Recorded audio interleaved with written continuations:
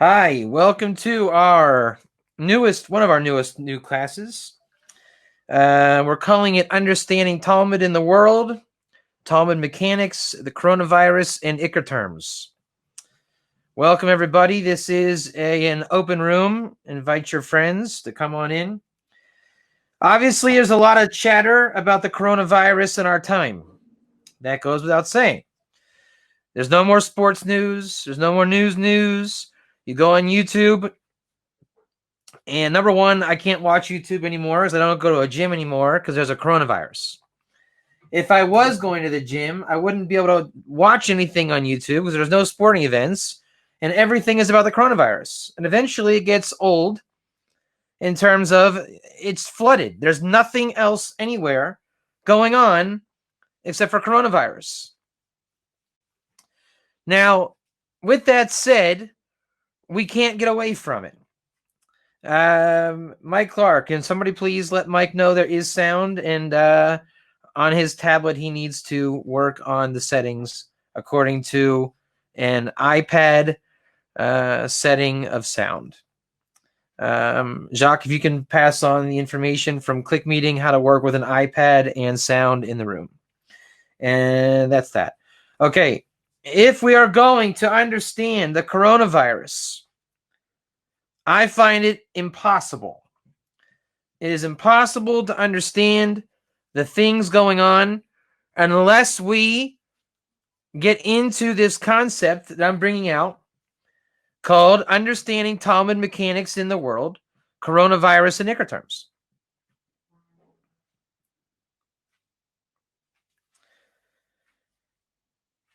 It all started with our friend Mike Clark. January 26th, we did a news radio show kind of thing. And I was explaining how the Ramdu, in my Ramdu classes, the student of the Ramchal, it is impossible to read the Ramdu like a book. Torah cannot be read like a book because there's what we call IKAR terms, which are jargon terms. And those terms are, as I say, when the Hebrew gets hard, it's not a Hebrew problem, it's a source. And you have to look it up. You can't just translate them. And so displaying what an IKAR term is in real time, we went to a Google News article, and there was this strange article about couldn't even pronounce it right at the time, coronavirus. And that radio show is on YouTube. We stumbled over it. And if you would have asked me at that time my comprehension of that article, I was struggling to try to be humble and admit that I didn't know what was going on because I felt like I did know what was going on. It was talking about Wuhan. Well, I'm not a rocket scientist, but I can pretty much figure out what Wuhan is. I mean, seriously, it's not that hard. It's a city in China. Who knew that Wuhan would be an IKAR term? For the epicenter of the breakout of the virus, one of the world's top research labs of viruses is in Wuhan, which raises questions of conspiracy surrounding the coronavirus. And there are those that want to get into that and those that don't. The article said that America is not at risk. And there was a lot of things said on the level of IKAR. And so when we started getting in, I'll loosely say it, shut down over here in Israel around Purim time, and they started to quarantine people, whatever that is, and our Purim parties were canceled. Eventually, the kids were let out of school. Gyms were closed. Malls were closed. And then it was catching on in Italy. And then in Spain. And then America. And then the rest of the world. And the research began with me investigating the math. Exponential growth. Flatten the curve. R naught. Pandemic. Spanish flu. All of these things. I had a research. And in Talmud, now we're going to oscillate and go back into our Talmud discussion. Keep your finger on the trigger where we were the coronavirus. Flatten the curve. Exponential growth. In Talmud, I will go on so as far as to say, unless you know somebody that I don't, you can't know the whole Talmud. You can't know every concept. You can't know every word. You can't know everything ever written, right? We have limitations in our knowledge of Torah, specifically Talmud, the oral Torah. So what happens when you're learning Torah, it's not that hard to get a rudimentary understanding of the language, whether it be Hebrew or Aramaic in the original, right? You open up any book, and if you've been around yeshiva long enough, you can get your way through it, and you can cobble together an understanding. But the way that the oral Torah works, the way that the Talmud works, is the Talmud is a rabbinic language developed in the days of Daniel, passed on through the Second Temple, through the time of the Chazal, refined by the Rishonim, and further explained and brought down by the Achronim to our generation and time today. The Talmud, the oral Torah, that's why it's called oral, is a rabbinic language. And the more you learn that language in context, in cross-referencing, you gain comprehension and, what's the word? Forget the word. We are good at something. I forget the word. You get good at learning the Talmud. And the way that you start getting really good is what you do in yeshiva is called learn how to learn. You learn how to learn. Proficient. That's exactly the word. Proficient.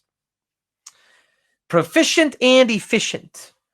And in yeshiva, you learn how to learn. And this is where humility is not a noble trait. It's a practical trait. It's a necessary trait. If you don't think that, or better yet, if you think you know it all, and I mean that nicely, you will never learn how to learn because you don't know it all. And I don't mean that in an antagonistic way. It's just by definition, you're going to run across words and concepts you don't know. So you're only helping your cause the sooner you let down your guard and say, you know what? I'm not really sure what this means. I kind of know.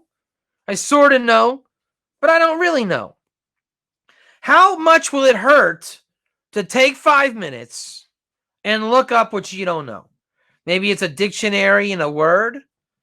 Usually the Talmud sources or rabbinic writing source where they're drawing from. So you can locate the source. And it was told to me in yeshiva, you'll be glad you looked it up 80% of the time. I think that's a lie. I think it's 100% of the time. Every time, no matter how many times you've looked it up, I think you will gain ground by looking it up constantly. Because you'll have new insights, new context, new everything, and you'll see it with fresh eyes.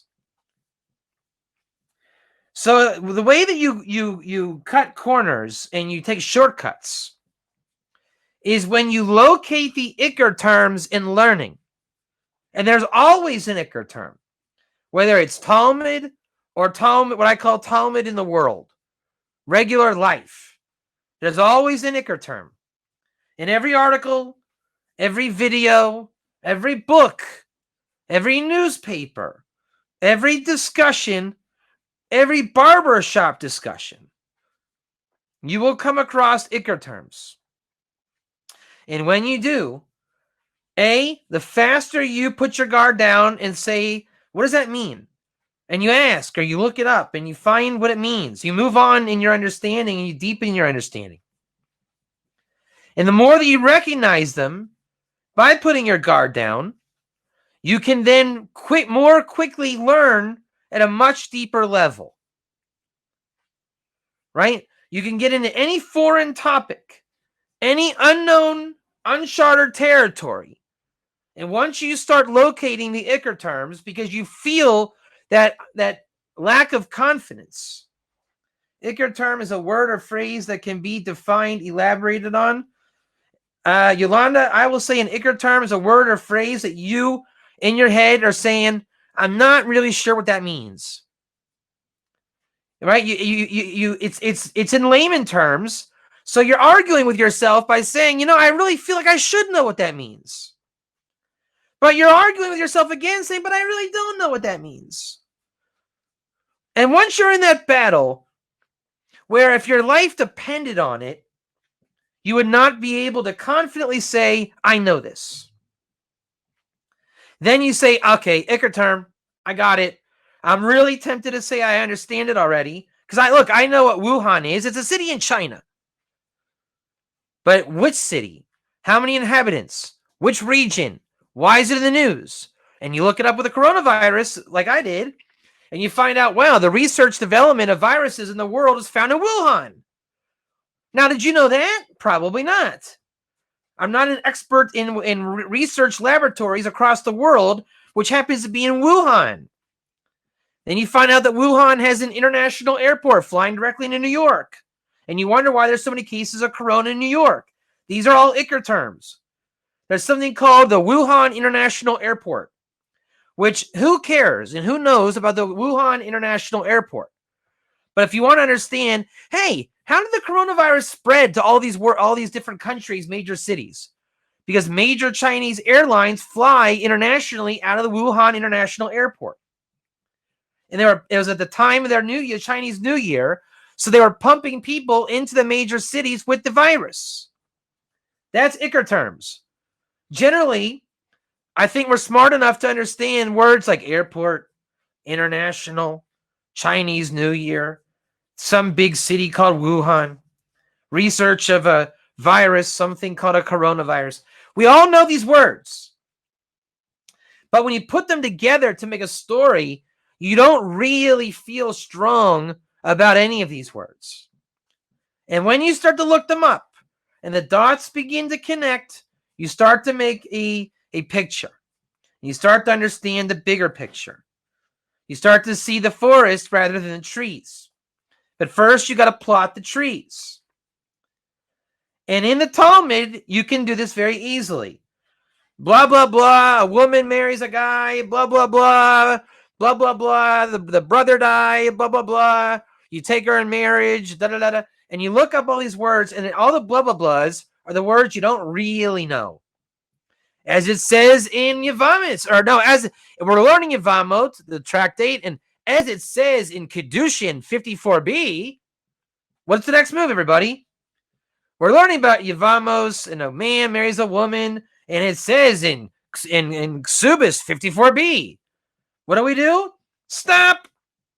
I have no idea what's going on here. I'm not psychic, and I'm not a prophet. You get up.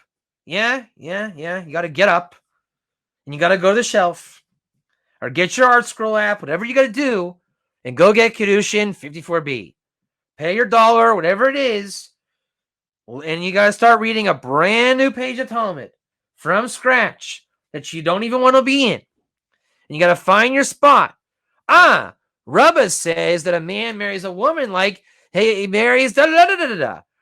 So now I know why our Talmud in Yevamos brought in Ksubis 54b.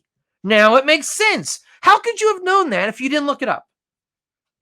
Why did the rabbis here bring the source there, and you are so audacious that you think you know it? You don't know it. And even if you learned it back in the day, you still don't know it, and not in this context. Every time you learn, it's mazel, and it's a new experience. There's nothing in this world that is exactly identical. Not identical twins, nothing. There's always some kind of difference. By definition, it's a new mazel, and therefore you don't know it that well. So when you go into the Talmud and you start saying, all right, I don't feel strong here, and here, you look them up, you get your data points, you plot them out, and you start to get the forest from the trees. So we had this coronavirus breakout in our consciousness in January, more or less, correct? And we started hearing about it, and some Chinese people died. Not a big deal. Not a risk to Americans. Not a big deal. We pronounce it wrong. Not a big deal. But then it doesn't let up. It doesn't let up. Usually the hype lets up, doesn't it? Oh, the government's going to shut down, everybody. The American government came to a standstill. Give me a break. They're going to vote and get over it. They're going to get over their little problem, and the government will go on. Life goes on in America. There's a civil unrest in South Africa. Okay, they'll figure it out. They have before. 13 Chinese people died in a military crackdown of illegal labor. Okay, they'll solve their problems, don't they always? But sometimes the hype gets out of control. Sometimes it doesn't just go away. World War II didn't just go away, did it? World War I didn't just go away. Apparently the Spanish flu didn't just go away. We've been very, very blessed and privileged. Even terrorism went away. I got to Israel in 2001. They were blowing up pizza shops, blowing up buses. And you know what?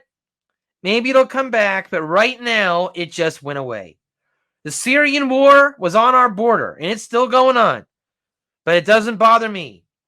It doesn't come into my headspace. Whatever's going on in Syria is not in the news. It went away. 2012 Mayan calendar, hype, went away. This thing, A, it didn't go away. B, it's not going away today or tomorrow. C, it's going to be here a long, long time.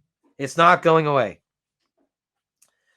And it has the potential to be so devastating that it never goes away. It literally could be a messianic event. We don't know. We know it's not nothing. Is it the grandiose thing that I don't know if we would wish for it or hope for it. It just might be. But it's something. How about this? You'll be telling your grandkids. You will be telling your grandkids what you did in the coronavirus. You will be telling them. Already, that's a big deal. And so, therefore, as this thing is developed, we went from mispronouncing the word coronavirus because we're ridiculous.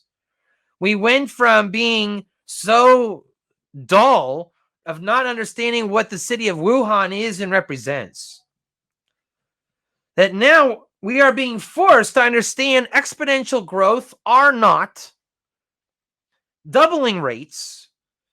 What is a pandemic? What is a vaccination? What is a virus? What are chromosomes? What are proteins? What are social distancing precautions?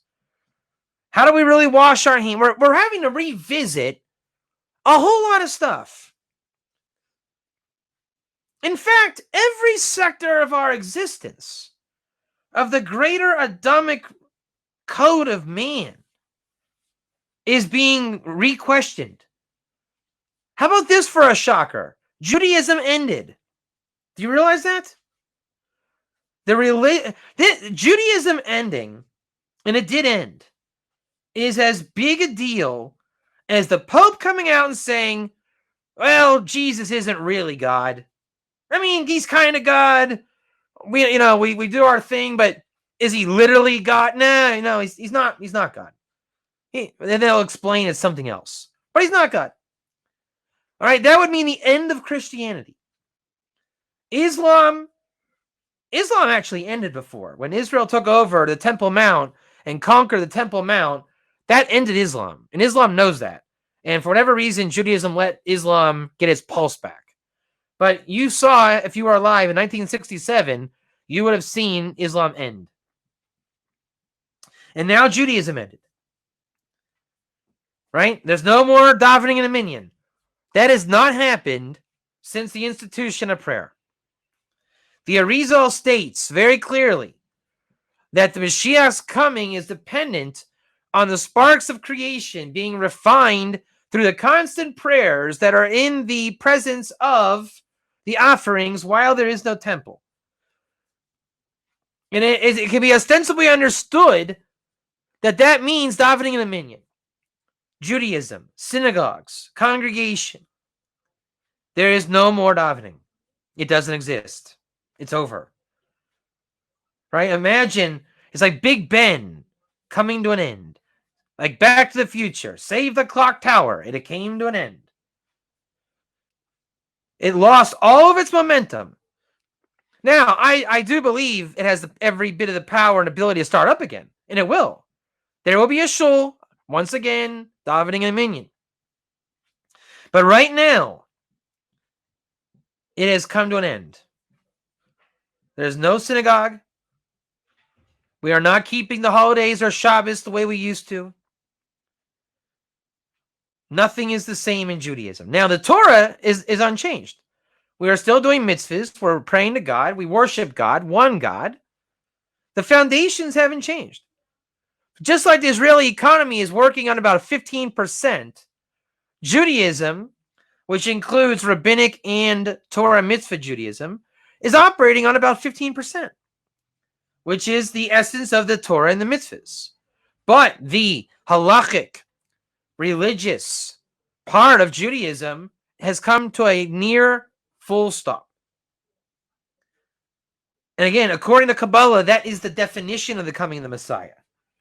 Do I believe that? I don't know. I don't know. On paper, that's what it is. Does that mean the Messiah is coming? I have no idea. I'm not a prophet. I don't understand how to reckon. It's cognitive dissonance. How do you end Judaism, which is the mechanism of bringing the Mashiach, that when the job is done, it would stop, and it stopped? All I can say is, if it's not that, there must be a really good explanation of what's coming down the pike. And there very well may be. But just like the coronavirus didn't lose its momentum, it's only gaining hype. And most things that are not truly hype worthy will lose their hype. So Judaism ending is a big deal. I don't expect that to just go away. Something's got to come out of that. And that's where this class goes back into understanding Talmud in the real world. Right? You're going to find this word all over the news, starting now. You guys ready for the word? And I know your little brains think you know it because your little brains think you're smart, but it's an IKAR term. Beware. IKAR terms make you feel smart. They make you think you're smart. But guess what? When you don't look it up, you'll be surprised. And the word of the day is mitigation. Now, I know all of you probably think, yeah, I know what mitigation means. I don't think you do. And tonight I was preparing for class as I'm trying to understand Fauci saying, America's going into mitigation and the month of April is going to be tough and we have to mitigate the virus. You've all heard this. And there are 3 levels of dealing with a pandemic: containment, mitigation, and suppression. Most countries started off with containment. Started canceling large events, making warnings. If you don't have to go to a restaurant, you probably shouldn't go, guys. Just stay home, have a beer, watch a movie. Don't go out. You could danger and put lives in danger. But then it got serious. And your country may have moved into mitigation. Mitigation is a government effort to stomp out the virus, meaning they are committed to it. It's going to happen. Point of no return. Then there's another level called suppression. China did not do containment. If you would like to understand the IKAR of how did China deal with the coronavirus, and there's a lot of articles about that, a lot of videos, a lot of articles, all about China. China's a big IKAR term. How many of you are aware of the IKAR terms of the countries in the news right now? You can find the USA, Italy, Spain, Germany, France, South Korea, Russia. These are the countries that are gaining a lot of traction in the news. And they're IKAR terms. Because when we hear about Russia, and Corona, the question is, what policies is Russia employing to deal with Corona? Are they in containment? Are they in mitigation? Or are they willing to go suppression like China? China is unprecedented because it did not use containment or mitigation. It used suppression. And then you keep following that trend. Now, I started to look up mitigation, and I already knew from last week and the week before research a little bit of what mitigation meant and implied. But guess what the problem with mitigation is? And again, harping on mitigation is doing what I'm calling understanding Talmud in the world. You're taking the real world and you're trying to snuff out the IKAR terms. And when you do that, you locate them and you find a wealth of learning, and you just succeeded in learning how to learn. And you find a sugya. You find a discussion, a consistent discussion. And then you find that you're in the know. You're now can crack and hack what all the pundits and experts are talking about. Because they're speaking in code above your head. But it's not so intelligent that it's really beyond you. You just never thought that the world elite would be speaking along the terms of mitigation. Think about it. Most people on social media and people that you may know personally, I would love to mention a name now, but I won't. They're saying, oh, this hysteria is stupid. It's not that deadly of a virus. It's no different than the flu. In fact, they're comparing it to the flu, maybe as bad as the Spanish flu. But so many people won't die. Is it really necessary to shut down the economy? It's just going to hurt more than it's going to help.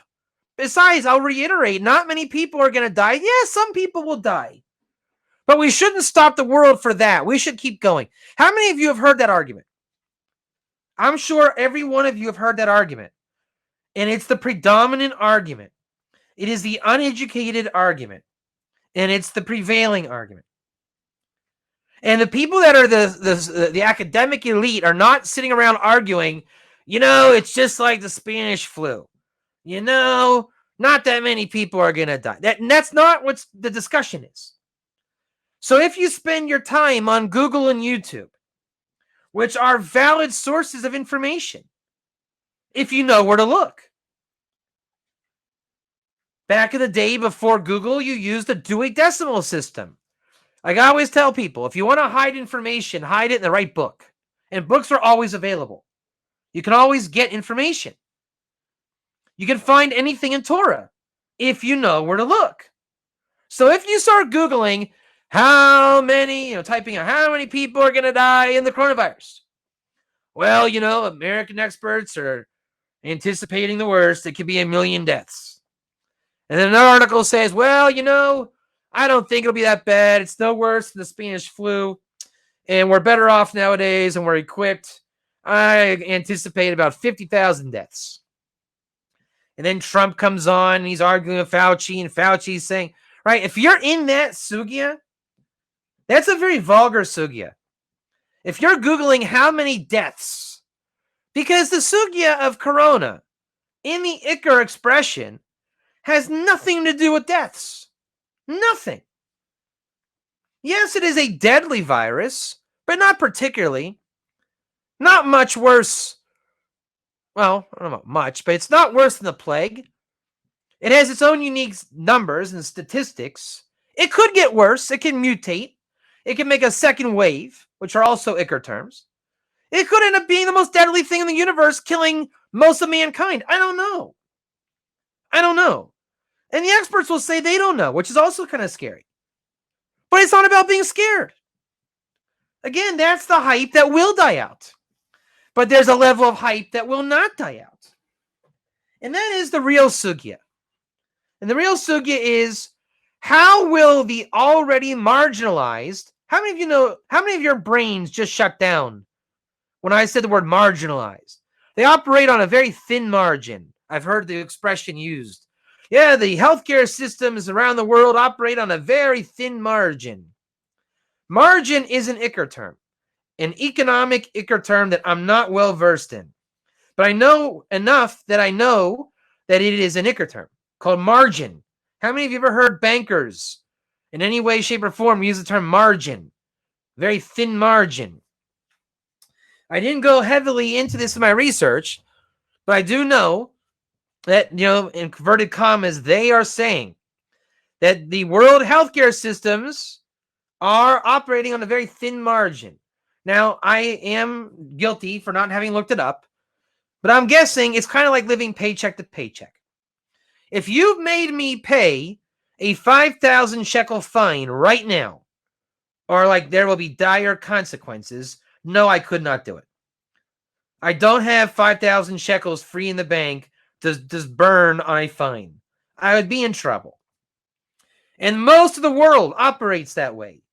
Most people are not liquid enough where they can just blow 5,000 shekels on nothing. And even if you did have it, the reason why you have 5,000 shekels in the bank is because you want to buy something or you're saving for something. Therefore, it's still not free for you to burn. Now, you don't just have 5,000 shekels ready to burn because we operate on a very thin margin. So when you have the hospital beds margined out, I don't know if that's the right expression, but that's how I'll say it. And then you suddenly spike hospital, what's that word when you get hospital admissions, spike X amount percent, literally overnight or within a week or two, maximum a month. They can't handle it. They're not built to handle it. What if Get So Strong? God may it be so. Get So Strong just got endorsed by Oprah Winfrey. Did you know that? I just now got an email from Oprah Winfrey saying, Rabbi Katz, you're amazing. Get So Strong is the world's biggest gem on the internet. I am sending to you 50,000 new members that want to sign up for Get So Strong. Did you know that just happened? What would happen if Oprah Winfrey was a secret gear who sent me 50,000 new members? That would be the end of Get So Strong. Right? Get So Strong would be out of commission. I cannot handle 50,000 new people in this yeshiva. Not even, that would be the size of a university. David Katz is not built for a university. I'm built for the same 5 students that have been with me since 2011, and that's about it. So if I suddenly came across 50,000 new students, I would be doing a fundraising campaign to those students saying, okay, thank you for coming to my yeshiva. Now, please finance our new yeshiva because there's no yeshiva anymore. So obviously I'm dramatizing this a little bit, but even if I got 500 new students, I would suffer. I cannot single-handedly have a yeshiva by myself teaching emails, messages, and no help 500 students. Probably not even 100. Probably not even 50. I mean, at 50, I could probably wing it, but something else in my life would have to give, right? If you give me 50 new students, I would take it, but that means I'm not washing the dishes anymore. I'm not going to do certain things at home anymore. Therefore, it was on exploitation, wasn't it? Somebody else got the short end of the stick. So that means I'm not doing my house chores anymore. And that means the house is not being taken care of anymore. The kids are feeling it. So it's not my little system, I'm on a very thin margin.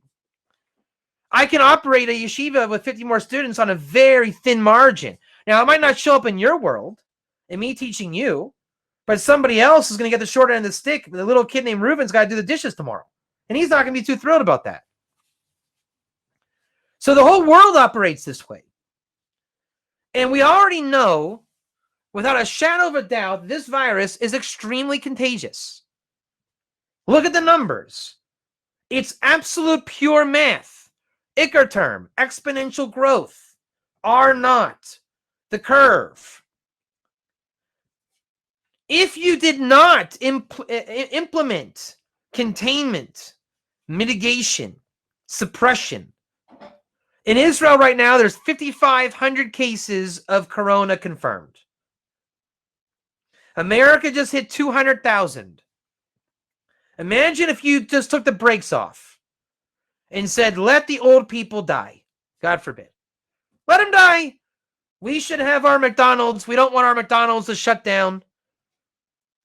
Let the old people die. How much would those numbers be right now? What do you think? If China said, forget the old people. If every country said, like your Facebook pundits are saying, it's not that deadly, you're overreacting, get a life, let them die, they die of the flu anyways, it would be a bloody nightmare. You know, I went to the hospital for my surgery back in, what was it, November? And I had complications. They shouldn't have happened, but sometimes when you get surgery, you have complications. I had, I think, what was it, a liter? I forget what it was, 1 or 2 liters. I think it was a liter of urine in my bladder. I couldn't urinate. And I had to go to the emergency room and get a catheter. What if I couldn't, what if my case just was not important enough? My bladder would have exploded and I would have died.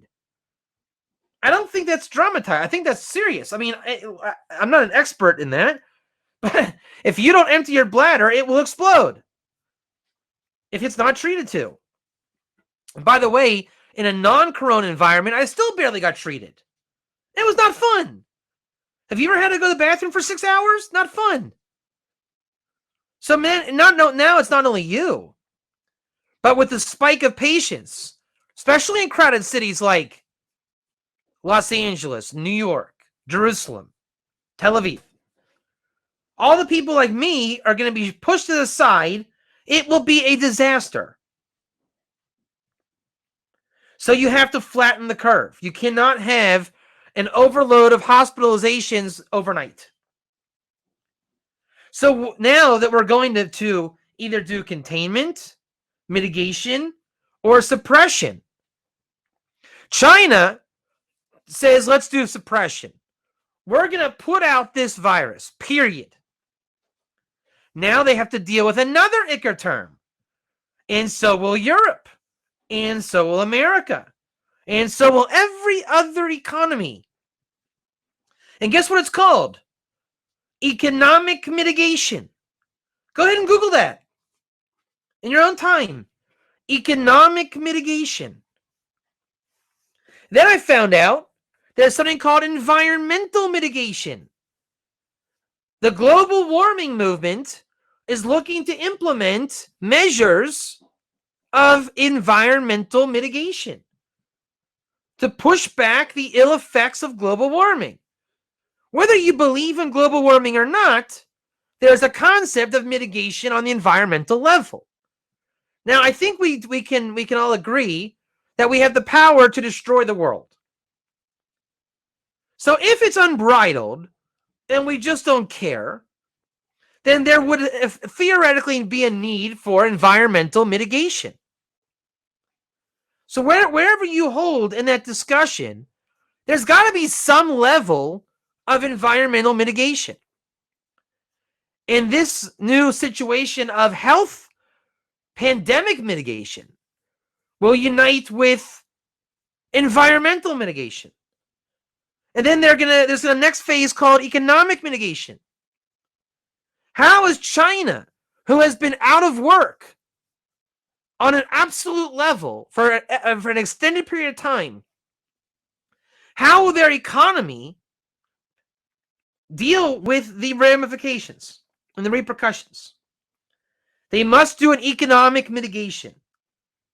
They have to do a stimulus. Europe is actually creating, and you can Google this as well, Europe is creating corona bonds. Bonds of the countries coming together and sharing debt. Creative debt solutions as a stimulus of economic mitigation. And you see this word mitigation, is now popping up everywhere in every sector. How's America going to deal with the economic mitigation? Who knew there was such a thing as economic mitigation, environmental mitigation, pandemic mitigation?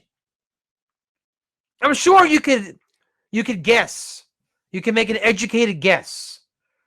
But don't guess. When you put your finger on the pulse and you can locate these IKAR terms, and that's what I did for the last 2 hours tonight. I went through and I sent myself emails, every link that I could find on environmental mitigation, economic mitigation, and you start finding a wealth of information. That's where all the information is about how our country's really going to deal. Don't tell me there may be a recession. We know there's a recession. Recession's a vulgar BS word. And after Lehman Brothers fell, they said there might be a recession. We knew there was going to be a recession, if not a depression. But they don't want to use those words because they're outdated. It's like, George Carlin used to say, in war, they would call it shell shock. And then they got soft, and they called it post-traumatic stress disorder. He says, who are you kidding? It's still called shell shock. So in the 20s, they called it the depression. And in the 80s, they called it the recession. And then in Obama's time, it was called this, we were coming out, a light recession. And now they're saying there might be a recession. Those are all IKAR terms too. And no one in the know is calling it recession or talking about recession. It's too big for that. It's too imminent for that. They're dealing with what's called economic mitigation. The wave has already been created and coming. Now we're just worried about how we're going to deal with it. And so when the economic packages and stimulus packages come, and they're coming, start looking for the terms economic mitigation. Even more than stimulus package. Stimulus package is another vulgar way of saying economic mitigation. And how China chooses to bounce their economy back will be a big player in the world. Can change the world flow. How America deals. How Europe will choose to come together. They didn't want to come together with the debt crisis in the EU, but now they have to. And I'll close on this note. The most interesting article I found tonight said that in the global economic crisis at the time of Obama, governments and countries were using wartime mantras to rally against the economic crisis. And now, universally, globally, every country is using wartime rhetoric and wartime economy to pull together. You're looking at World War III against a virus, against a common enemy, and they're all calling it an enemy. And they're quoting, it's a legit article. It's not fake news. Trump says he's a wartime president. And they're all using what's called I forgot the IKAR term. I think it's called the wartime economy. They're all using wartime economy to bounce back to do the economic mitigation. Isn't that interesting? That without actual missiles and gunshots, Hashem has brought a mazel to the world of global wartime. It's effectively a global world war in a totally unconventional way. So these are very interesting things to point out. It all boils down to IKAR terms and understanding the world the same way that we understand the Talmud. Locate the IKAR terms, look them up, put them together, and see the forest instead of the trees. Every day from now until, could be forever, if the world doesn't ever go back to normal. But at least for now, and for a long time coming, every day you're going to have an opportunity, because the news isn't going away. It's going to dominate everything. You have an opportunity to locate these terms and understand where we're going and what's happening. And the more you flutter around things like, how many are expected to die in America? That's not the Tsuki. If you start fluttering around things like, it's just the flu, it's not the IKAR term. It's not what's going around. So when you start to locate the IKAR terms, that's where you'll find the real discussion. And that discussion is going to evolve and grow every day into something new. It's going to morph into the economic rebound, the political rebound. Then it's interesting how China, though you'll say in a year from now, China, rebounded from the coronavirus with their stimulus package, and it wasn't the wisest move, and then a whole new set of IKAR terms. And then the pundits will say China never should have signed that contract with India following the coronavirus. And that'll be an IKAR term. And America partnered with the EU in the corona bonds. Now they're saying don't buy corona bonds. And you're going to be Googling, oh man, what's a corona bond? Everyone's talking about corona bonds. They say you can get rich by buying corona bonds. It's coming. Whatever the IKAR term is. Stop looking for body bags. Stop comparing it to the flu. Stop talking on Facebook. Locate the IKAR terms. Why? Because you have no choice. You're in the world, and you're going to be inundated with news and terms and articles. And the Talmud is no different. It's just rabbi saying after rabbi saying after rabbi saying. But when you isolate the rabbi saying and you locate the IKAR terms, a beautiful picture comes to life, and it's called understanding and comprehension, which will ultimately bring you a revelation in the path of serving God. No different is it understanding the world that we live in and seeing the world we live in and that God is orchestrating in front of our very eyes. Thank you for joining this class.